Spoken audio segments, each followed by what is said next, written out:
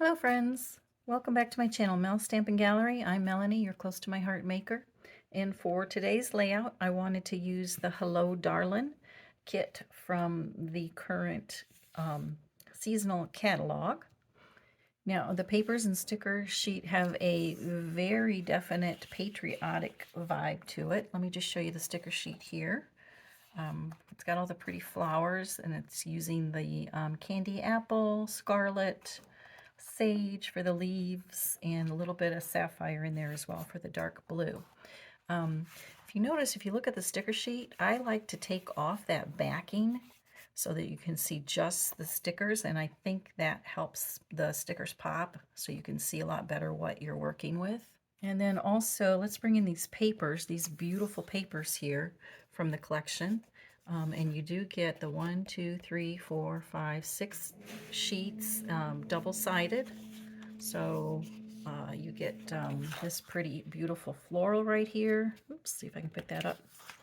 Floral, and on the back side is this firework. It looks like fireworks, but of course you could use it for anything. And of course then it's got the nice zip strip there. And the other pattern paper has this nice plaid, so you can do some nice masculine layouts with that as well. And the stars and the starbursts on the zip strip up there. And then for this one, we have these nice bold stripes, and again some more starbursts, and I love the polka dots, of course. And then we also have these acrylic shapes that coordinate, and then there's also the paperboard sheet of the paperboard shapes as well that match. They call them paperboard, but that's kind of a misnomer. If you could feel this, it's way thicker than even chipboard. It almost is almost vinyl feeling, but it is paper. And then I also have the Stampin' Thin Cuts, the Hello Darlin scrapbooking kit that I might bring in there as well. And when I saw this kit, I thought of these photos of my granddaughter, my middle granddaughter again. So this was taken back in 2020 probably, because she's 3, almost 4 years old now, but I just love that little grin and that little hat. She loved wearing that little hat. And one more thing I want to tell you about today's layout. It is a collaboration with my friend Erin over at Crafty Concepts with Erin. So when you're done here, be sure you go down in the description box below and check out her link. She's already done some beautiful work with this Hello Darlin kit, and I can't wait to see what she comes up with today. All right, so I'm going to go ahead and clear all of this out of the way and bring in my Versamat so we can go ahead and get started on today's layout. All right, as I often do, I turn to Pinterest for some inspiration, and today this layout is inspired by this photo that I found on Pinterest. I liked how it had the 3x4 pictures, which I'm using, and I like how it's using this frame. So I think I'm going to try and use that for my inspiration today. And usually I use a piece of white daisy cardstock as my base, but I think I'm going to start with this pattern background like they did in the inspiration piece. And then in the center it has a 9.5 square. So I think I'm going to use this beautiful floral paper. And then the photos are kind of mounted on a little banner. So I think I might bring in some of this sage. And this is actually from the mix-in pack for the in the current seasonal catalog. And then maybe mount the pictures on the sapphire. So let me cut all this to size and we'll see how that looks. Okay, I've got my pieces cut down. Let me show you where I am so far. I've got my base page, of course, this is 12 by 12, and then this centerpiece is cut at 9.5 by 9.5, so that's going to go in the center, about like so. And then the 3 pictures will go across the middle like this, and actually, there's more pictures than just 3, so... And you know how it is, you can't decide which ones to use. I'll probably put a flip-flap on that one so I can put them all together. And then the inspiration piece had this banner in the center here that the photos kind of rested on a little bit. So I like how that is looking, and I don't think I'm going to need to matte those on the sapphire. I thought I might, but I think this green just gives it enough pop off the page and the white matte around the photos that I won't need to put that sapphire matte around there. Now this centerpiece actually had a couple of dovetails on it, so I'm going to show you how I easily dovetail things. I just kind of pinch it in the corner, and then you take your scissors and go from the corner into the fold, just depending on how deep you want your angle. And then you can snip it like that, and you've got the perfect dovetail. Then to make the other side the same, I can actually use this then as a template for this side. Now, before I adhere all this down, let's put this together again. Get that in the right, about the right spot. Put the pictures here. And the one other thing I liked about that inspiration piece, inspiration piece, was how it had a frame around there. And I brought in another piece from the mix-in pack. It has this wood grain on the one side and the burlap on the other. So I've cut them down to a 1/2 inch wide, and I actually tried both of them. I thought I would like the wood grain better, but it actually, with all the other pattern going on here, it actually was, I thought, too busy. So I'm using the burlap side, and I like how this finishes off those raw edges between the different pattern papers. Sometimes I ink up the edges, but sometimes I like to just put a piece of zip strip or a thin border like that. All right, so I did decide to go ahead and mount one of the photos on the sapphire, and I'm doing the middle one because that's the one that's going to be like the focal one. But it's also going to have the flip-flap, which will be okay because the mat is bigger. And when I put the flip-flap on, it will all be matted together like that.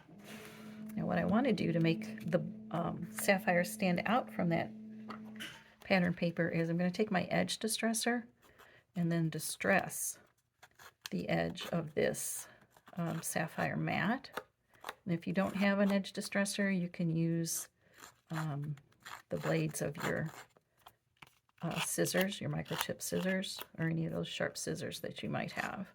And the reason I'm doing this is because with the Close to My Heart cardstock, you've got that white core, so that will really help it stand out from the background paper that is very heavily, what would you want to say? Patterned, I guess. I don't know, with the, has a lot of the sapphire in it already in the background, I guess is what I'm trying to say. So that'll really make it pop off the page a little bit more. And then when you put your flip-flaps in there, that will pop off the page. Okay, so I've decided to make a few changes. This just wasn't looking the way I wanted it to, so I decided to remove the red background because I thought maybe that's just too much red. I'm bound and determined I want to use that paper because I just think it is gorgeous. It's one of the reasons I wanted this kit in the first place. So I just have that square like I originally had. I've got the burlap pattern paper making the frame. I'm going to bring back my green banner piece right here, and then let's see if I mount the photos.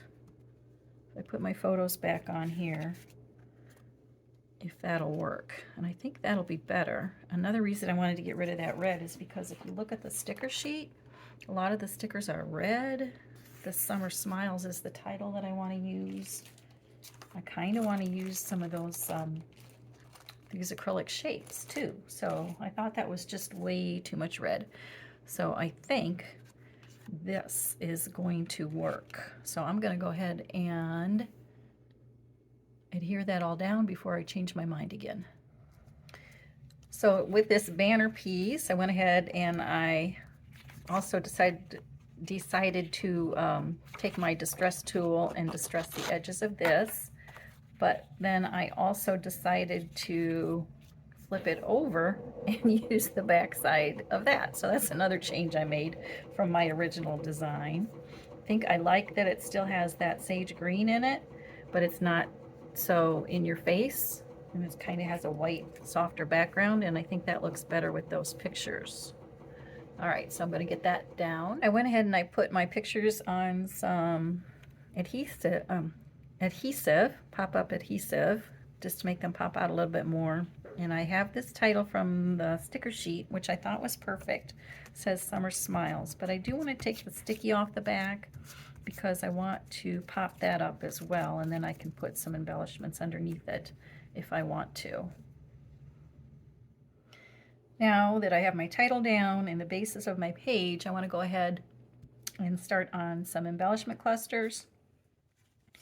And I was thinking there's down here in the corner, there should be an embellishment cluster. Now for this little cluster, what I did was I took some of the stamps from the Stampin' Thin Cuts Hello Darlin scrapbook set, and I stamped and die cut those out. The flower actually has 3 parts to it, so I'm going to move this aside a little bit and I'll show you how I did that. So I want to take my stamp set out of the packaging, and the good thing about our stamps is that it does come with this spongy stamp mat, so you don't want to throw that away. You use that to stamp on. And I've got the solid image seen here for the stamp set, and that's the one you do first. And I wanted that in the lightest color, so I've got my my candy apple, and I'm going to ink up the solid one, but I wanted it to be in a lot lighter color than if I stamped it full strength. So you're going to go ahead, stamp off on my copy paper, and I'm even going to put my spongy mat down under it so I can stamp that off. And then,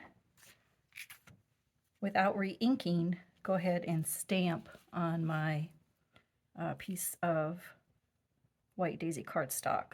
Let that just sit for a second and then lift up. Then there is this lined art image in there. Not the lined art, not yet. It's still kind of a shaded piece, so I'm going to go full strength. Make sure I've got all my color on there. And then I want to line this up full strength and stamp on that one. Okay, and then I've got that shaded part, and then the third part of this stamp, is the line, to fill in the lines. So for that, I'm actually taking the scarlet. I want to take the scarlet ink for the lined part of it. Kind of looks like it's drawn on then. So go ahead and put that on my block. I'm inking up my scarlet. This one's a little bit easier to line up because of that think part in the middle. That just lines up like that, and then you can stamp and lift up. And then you just take the magnetic die, and you can go over to your die cutting machine and cut that out, and then you have a nice stamped image for your layout. Now I've been playing around with the embellishments. Some are stickers from the sticker sheet, this floral clusters from the sticker sheet, and this lantern. This is one of the stamped images that I just showed you, and I'm going to put that down with some, I know I took, it's a stamped image. Some things I pop up, some things I just lay down flat, but I'm going to put that right up here, just over the picture a little bit right there. And go ahead and take this leaf, again with my liquid adhesive, and slide it in there like that. Actually, I think I'm going to put that under that picture. There we go. Got that down. These are from the sticker sheet over here. Then I'm going to go ahead and work on this little embellishment cluster down here. So most of my embellishment clusters are done, but as I was working on this little cluster down here, this stamp set was on my desk, and it has the phrase stinkin' cute and all these darling little skunks. And I remember seeing my friend Jama over on her channel using the little skunk with the word stinkin' cute, and I thought that would be perfect for this layout.